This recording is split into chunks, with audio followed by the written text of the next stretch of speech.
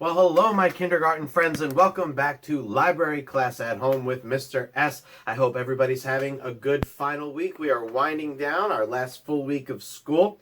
Through the week, I've been asking you guys to ask me questions you want me to answer next Monday, and some of you have been leaving me some pretty good questions, so keep it up. If there's something you want to know about how I do these videos, or how I choose the books that I pick, or whatever you'd like to know, leave me a question in my Google Classroom page, and I will try to answer it on Monday.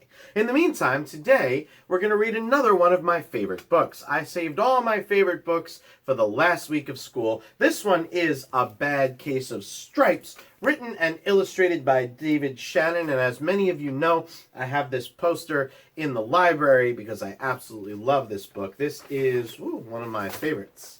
So here we go. We're going to check this out. A Bad Case of Stripes. And these, boys and girls, are lima beans. Do any of you know what lima beans are? They're a green, mushy bean that some people like to eat a lot, and other people do not. So, here we are. Camilla Cream loved lima beans, but she never ate them. All of her friends hated lima beans, and she wanted to fit in. Camilla was always worried about what other people thought of her. Today, she was fretting even more than usual. It was the first day of school, and she couldn't decide what to wear. There were so many people she wanted to impress. She tried on 42 outfits, but none of them seemed quite right. She put on a pretty red dress, then looked in the mirror, and she screamed. Her mother ran into the room, and she screamed too. "Oh my heavens," she cried, "you're completely covered with stripes." And this was certainly true. Camilla was striped from head to toe. She looked like a rainbow. Mrs. Cream felt Camilla's forehead. "Do you feel all right?" she said. "Oh, I feel fine," Camilla answered. "But just look at me." "Well, you get back in bed this instant," her mother ordered. "You're not going to school today." Camilla was relieved. She didn't want to miss the first day of school, but she was afraid of what the other kids would say, and she had no idea what to wear with all those crazy stripes. That afternoon, Dr. Bumble came to examine Camilla. "Most extraordinary," he exclaimed. "I've never seen anything like it. Are you having any coughing, sneezing, runny nose, aches, pains, chills, hot flashes, dizziness, drowsiness, shortness of breath, or uncontrollable twitching?" "No," Camilla told him. "I feel fine." "Well then," Dr. Bumble said, turning towards Mrs. Cream, "I don't see any reason why she shouldn't go to school tomorrow. Here is some ointment that should help clear up those stripes in a few days. If it doesn't, you know where to reach me." And off he went. The next day was a disaster. Everyone at school laughed at Camilla. They called her Camilla Crayon, or Night of the Living Lollipop. She tried to act her best as if everything were normal, but when the class said the Pledge of Allegiance, her stripes turned red, white, and blue, and she broke out in stars. The other kids thought this was great. One yelled out, "Let's see some purple polka dots." And sure enough, Camilla turned all purple polka dotty. Someone else shouted out, "Checkerboard," and a pattern of squares covered her skin. Soon, everyone was calling out different shapes and colors, and poor Camilla was changing faster than the channels on a TV set. Oh, poor Camilla, although the class looks like they're having a great time with her. That night, Mr. Harms, the school principal, called.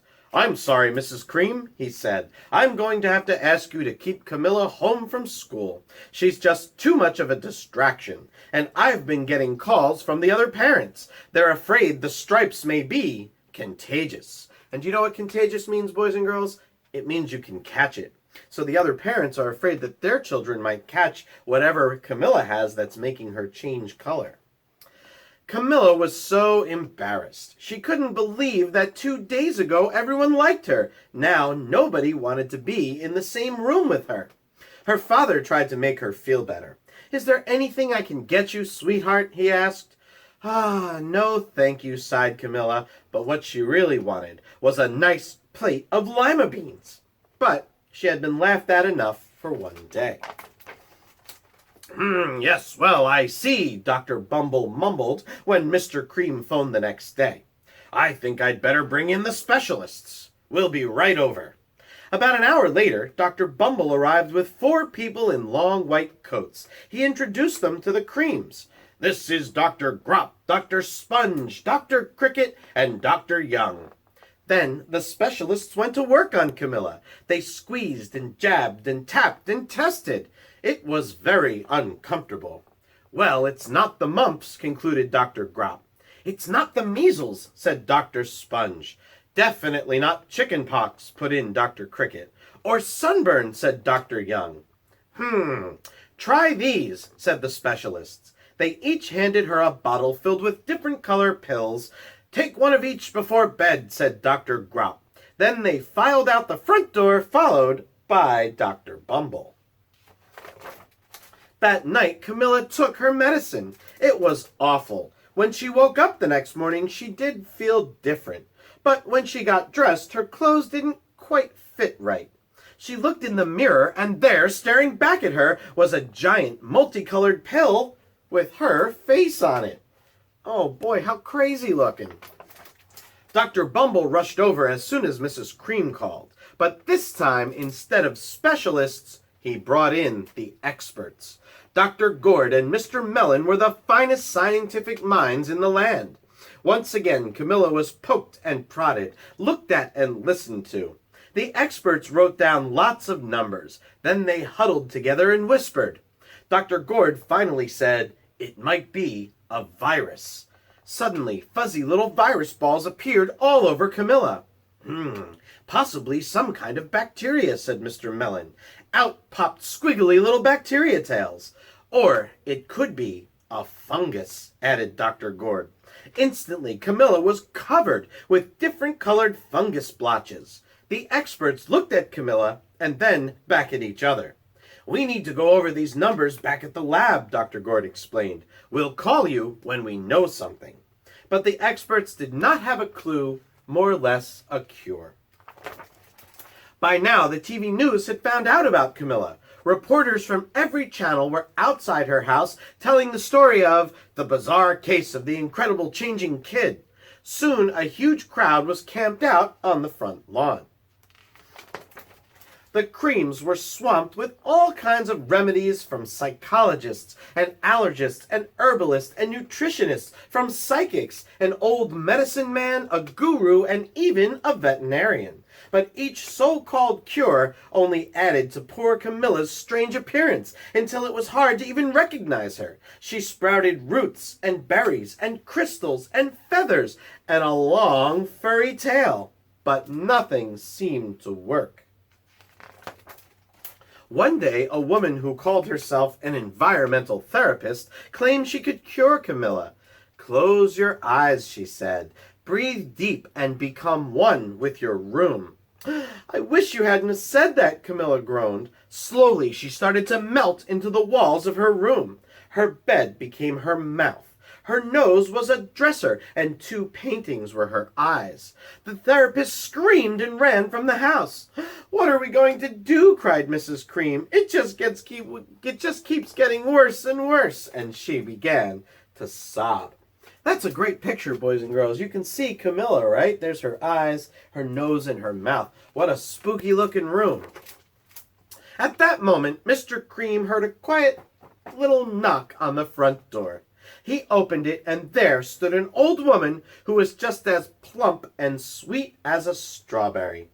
"Excuse me," she said brightly, "but I think I can help you." She went into Camilla's room and looked around. "My goodness," she said, with a shake of her head. "What we have here is a bad case of stripes. One of the worst I've ever seen." She pulled a container of small green beans from her bag. "Here," she said, "these might do the trick." "Are those magic beans?" asked Mrs. Cream. "Oh my, no," replied the kind old woman. "There's no such thing as magic beans. These are just plain old lima beans. I bet you'd like some, wouldn't you?" she asked Camilla. Camilla wanted a big heaping plateful of lima beans more than just about anything, but she was still afraid to admit it. "Yuck," she said. "No one likes lima beans, especially not me." "Oh dear," said the old woman sadly. I guess I was wrong about you." She put the beans back in her bag and started toward the door. Camilla watched the old woman walk away. Those beans would taste so good, and being laughed at for eating them was nothing compared to what she'd been going through. She finally couldn't stand it. "Wait," she said. "The truth is, I really love lima beans."